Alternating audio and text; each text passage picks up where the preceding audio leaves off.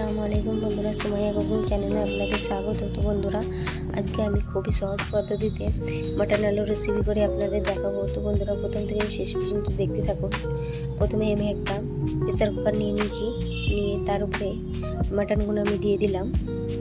তারপর আমি পেঁয়াজগুলো দিয়ে দিলাম, পরিমাণ মতো আদা বাটা দিয়ে দিলাম, দুটো মিডিয়াম সাইজের টমেটো কুচি দিয়ে পরিমাণ মতো লবণ দিয়ে দিলাম, পরিমাণ মতো লঙ্কার গুঁড়ো দিয়ে দিলাম, পরিমাণ মতো হলদি গুঁড়ো দিয়ে দিলাম।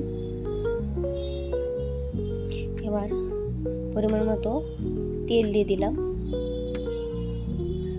দিয়ে ভালো করে আমি মিক্স করে নেব।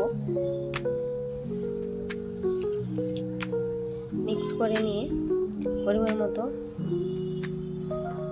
পানি দিয়ে মিক্স করে নিয়ে এবার আমি প্রেসার কুকারটাকে উনুনের উপরে চাপিয়ে দেবো। দিয়ে এবার আমি একটা কড়াই ইউজ করে নিয়ে আলুগুলোকে ভিজিয়ে নেবো। প্রথমে আমি একটা কড়াই নিয়ে নিলাম, নিয়ে ভালোভাবে গরম হয়ে আসলে কড়াইটা, এরপর তেল দিয়ে দিলাম পরিমাণ মতো।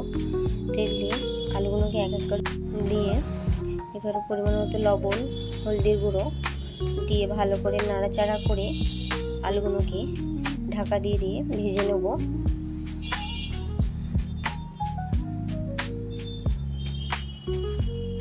দেখতেই পাচ্ছেন বন্ধুরা, আমি ঢাকা দিয়ে দিয়ে ভেজে নিয়েছি আলুগুলোকে।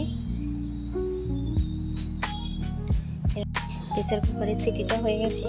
এরপর আমি জিরে গুঁড়ো, পরিমাণ মতো ধনে গুঁড়ো দিয়ে ভালো করে কষিয়ে নেব মাটনগুলোকে। দেখতেই পাচ্ছেন ভালো করে আমি কষিয়ে নিয়েছি, আর একটু ভালোভাবে আমি কষিয়ে নিয়ে এরপর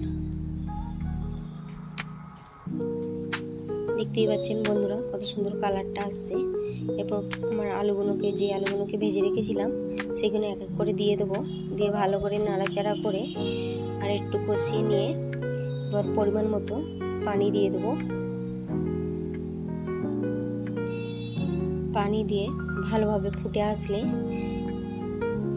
গরম মশলা উপর দিয়ে ছড়িয়ে দেবো।